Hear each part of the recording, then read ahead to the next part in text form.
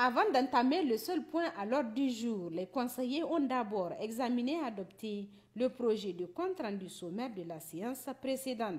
C'est après ce premier exercice qu'ils ont été invités à suivre l'exposé du haut-commissaire à la modernisation de l'État venu à l'hémicycle pour les briefer sur l'institution qu'il dirige.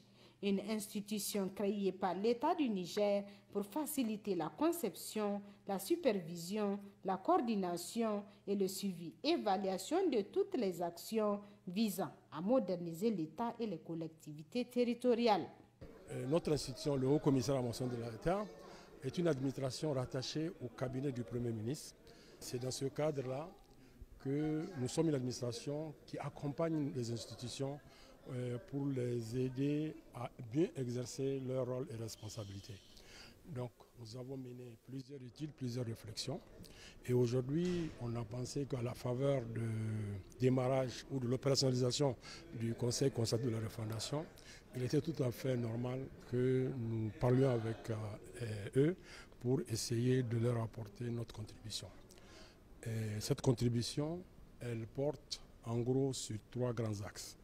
Dans une première partie, nous sommes évertués à leur parler du Niger, à parler un peu de spécificité du Niger, du fait qu'il ne faut pas perdre que le Niger est un pays très riche, que le Niger est un pays qui innove, qui conçoit, mais que la faiblesse principale reste dans la mise en application. Nombreux sont les projets conçus chez nous qui malheureusement n'ont pu être mis en œuvre chez nous. Et des pays voisins ou au-delà en ont profité.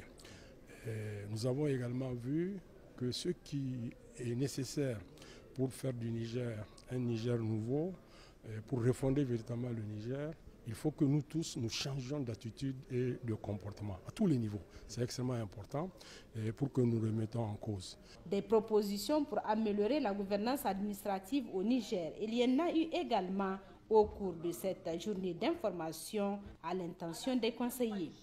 Et notre devise dit fraternité, travail, progrès. Ce sont 3 mots simples, mais 3 mots puissants.